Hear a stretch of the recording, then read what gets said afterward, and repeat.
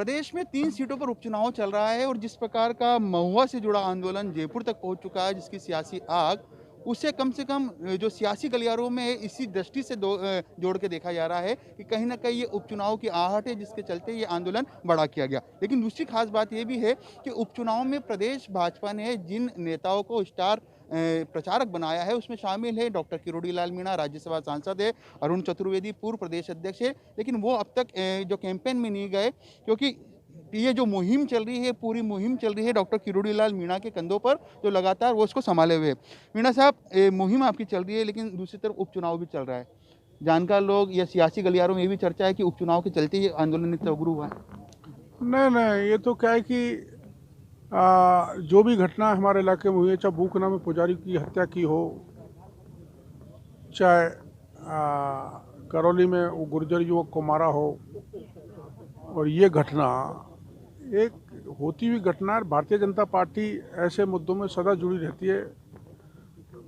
आंदोलन करना, लोकतांत्रिक तरीके से सरकार का ध्यान आकर्षित कर न्याय दिलाना, यही इरादा है। इसमें हमारे से तो कम राजनीतिक फायदा उठाने की बात हम मत कहिए, लेकिन कांग्रेस जरूर उठा रही है। और कांग्रेस शायद इसलिए जरूर उठा रही है कि आधे जो स्टार प्रचारक यहाँ उलझे रहे डेड बॉडी के साथ, और हम चुनाव जीत जाएं। तो राजनीति कांग्रेस कर रही है, हम नहीं कर रहे। तो आपको लगता है कि ये जो मांगे हैं आपकी पूर्ण हो जाएगी, उसके बाद फिर आप जा पाएंगे कैंपेन के लिए? बिल्कुल, पार्टी ने ड्यूटी लगाई है, जिम्मेदारी लगाई है। तो मैं तो क्या, अच्छे हमारे अरुण चतुर्वेदी जी जैसे कार्यकर्ता बाकी बहुत यहाँ उलझे हुए हैं, सभी जाएंगे। मीणा साहब, एक दूसरी बात ये भी निकल कर आ रही है, क्योंकि मामला दौसा क्षेत्र से है, आपकी कर्मभूमि रही है। महुआ की बात की जाए, गोलमा देवी जी की भी कर्मभूमि रही है। मांग ज़्यादा बड़ी नहीं है, लेकिन सरकार मान नहीं रही।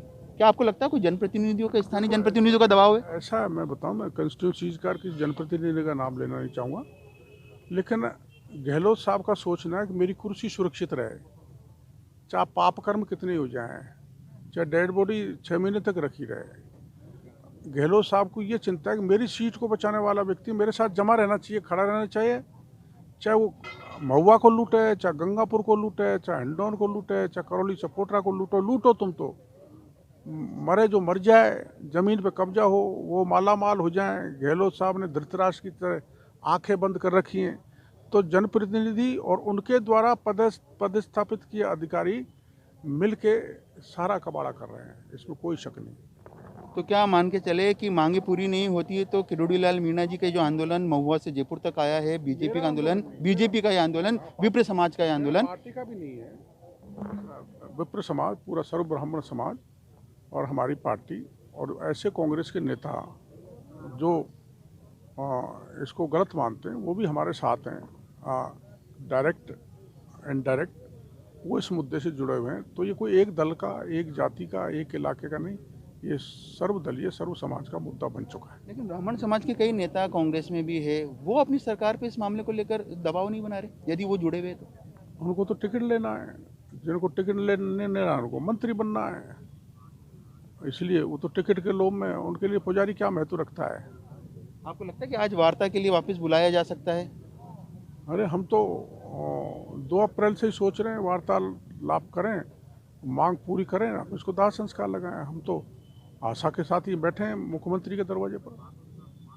तो ये है डॉक्टर किरोड़ी लाल मीणा, हालांकि खुलकर कुछ नहीं बोला, लेकिन इस बात को जता दिया, सीधे तौर पर मुख्यमंत्री अशोक गहलोत पर भी निशाना साधा है और ये साफ कर दिया है कि इसमें अब तक जो मांगे थी पूरी हो जाना चाहिए थी, ज़्यादा बड़ी मांग नहीं थी, बावजूद मांगे पूरी नहीं हुई, जो कहीं ना कहीं दूसरा इशारा भी करता है, क्योंकि सरकार और मुख्यमंत्री चाहती है कि वो अपनी सरकार बचा पाए, अपनी कुर्सी बचा पाए। हालांकि ये बयान अपने आप में डबल अर्थ का आता है, नाम लिए बगैर निशाना साध दिया गया है। पीयूष शर्मा, ईटीवी भारत, जयपुर।